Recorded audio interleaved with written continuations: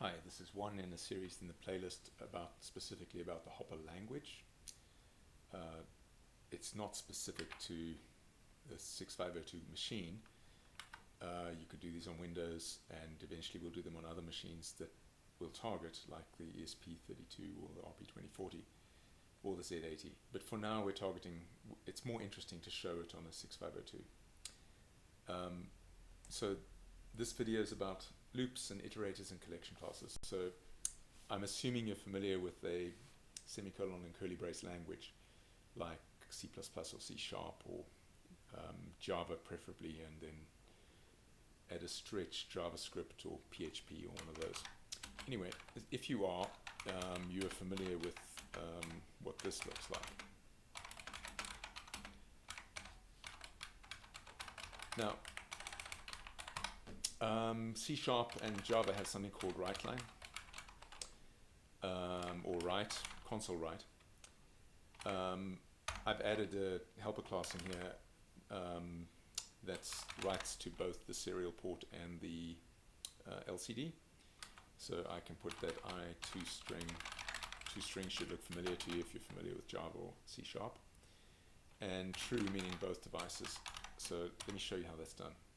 If I go to the system classes, there's a thing called IO here, and under IO there's a bunch of helper methods to write to both the serial and to the LCD.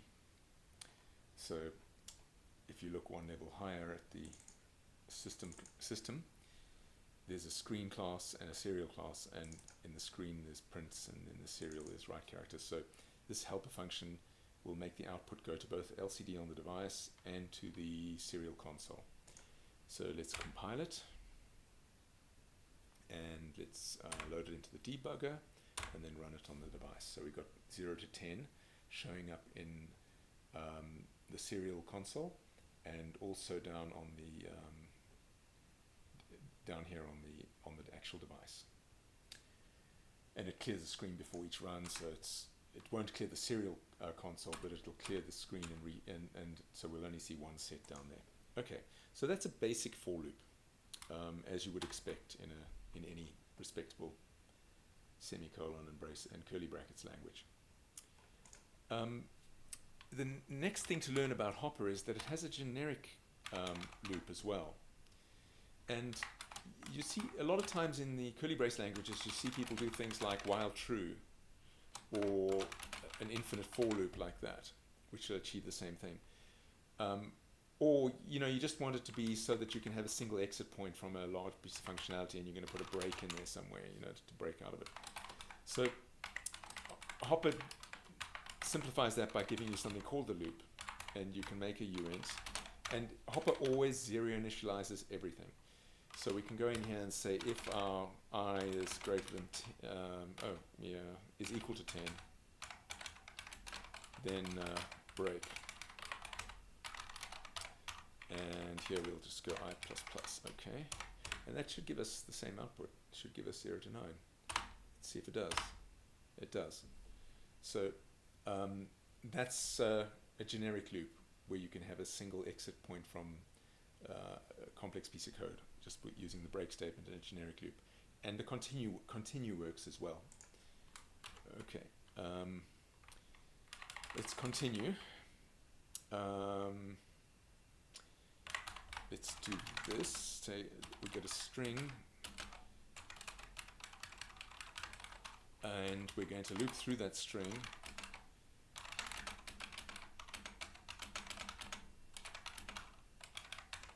From 0 to 9, and we're going to pull out the character at that position.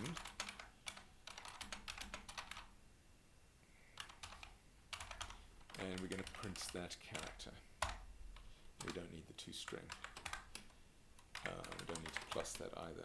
So let's try that. It should give us the same output, right?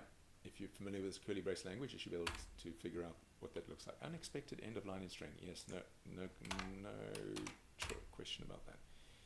All right, compiled, run it, same output as you would expect. But in the more modern languages, there'll be a more complicated, a better way to do this, and it's a foreach, which is a for statement that is basically an iterator so I can iterate through the string instead, and for each ch in there, like that. And that would work as expected. So the string is the first example of a collection, a reference type that can be iterated through, which C# calls collections. So we might as well too. So let's run through that, and we get the same output as we would expect. Right. So we have a few other types which behave like collections. The next obvious one, which is an ordered list, and let's make a list of chars like that. And let's not call it that because it seems to be a reserved word. And then we can go for each char like that and print them out like that again. And if I build that, of course, I try to build without saving. Yes, I want to save, build it, upload, run it, no output. So program ran successfully, no output. Why? Because I've got nothing in my list. Okay, so list append, and we'll put in A,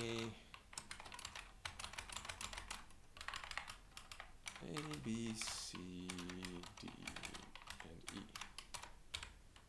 Let's see what happens with that as output. Exactly what we'd expect. A, B, C, D, E over there, and also down here on my device. All right. So the interesting thing about a list is it's ordered, and it can grow at runtime, and you can insert into the list and delete from the list at any location. Very similar to C# and Java. These collection types in Hopper are anonymous, so you can't name a collection type. But if the two collection types are defined identically, then objects of that type are identical. So it's duck typing basically. If it looks like a duck, quacks like a duck, walks like a duck, it's a duck, and you can assign them to each other, for example, or pass them into methods that require that type as an argument. All right, the next type of collection class would be a dictionary. Let's first do one which has unsigned integer or byte, for example. We can use byte as our index, as our key. So dictionaries are key value dictionaries, a key and a value in pairs. So if you've ever had PHP inflicted on you, which is also a curly brace and semicolon language, but it's horribly broken with its very slack type system. Anyway, we can say 0 type equals A, like that, dictionary like that. And now we know those are going to be key value types. And so what's our key? Our key is going to be a byte. So its B is KV key, and its value is KV value, just for clarity here. And that's a character, so that's a C. So we can go B to string, and its value is just a C, like that. That should be good. Right, let's load that up. It's in the device and run it. Oh, I made them all A's and I put them all on one line. That's not very pretty. Let's fix that up a little bit. So we'll put a line break between them. And let's not make them all A's. Let's make A, B, C, D, E. So something interesting is going to happen here in a second. We load up that program, we run it, we get 0 to 4, A to E. And an interesting artifact of using an integral type as your key is that the hashes that are used to store them in the dictionary tend to be sequential. So it'll sort them according to the sort order of the keys. If, however, you use a string as your key,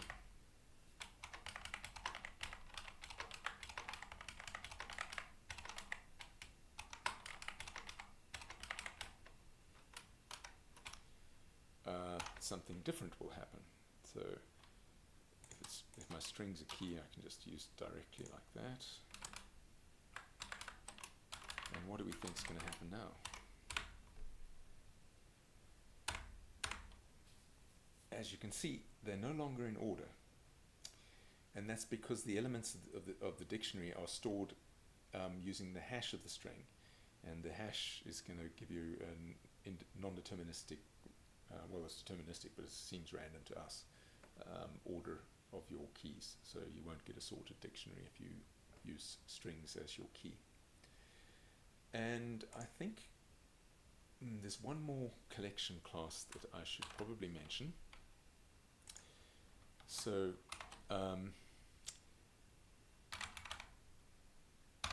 let's do 6 booleans. This is an array, and arrays are a peculiar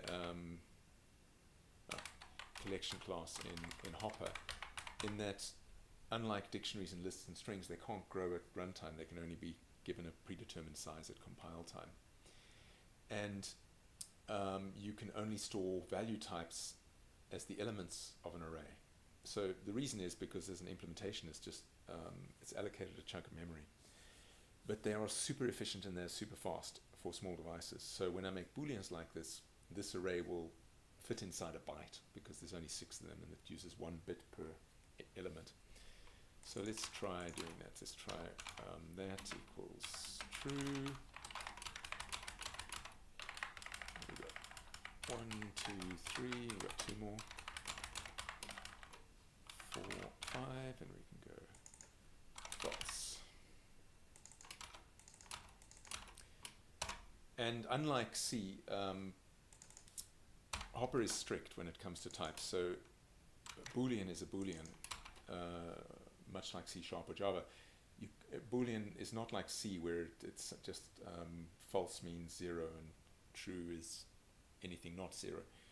In Hopper, it's type safe completely, and it won't let you do that. True is true, false is false, Boolean is Boolean. Okay, so for each value in there, let's put out, is that going to work? I think it might want me to dereference it through a variable. No, it sort of worked. It's, but I'm actually not going to take the chance. I can explain this at some, I'll explain this at a later date. Do I need to? No. I might crash this, but let's see. No, it works. There's something about, this is a variant value, and I have a bug in the compiler, or in the code generator, so sometimes that doesn't work as well as I'd like. But you get the idea. You can iterate through your array just like a regular collection, but an array doesn't have keys or indices, you know, just like a list, it doesn't have keys or indices. I mean, it does have indices, but they're not keys that you can iterate through. Anyway, I think that is enough time spent on iterators, collections, and loops in Hopper. I'll continue to add more to this playlist as we go.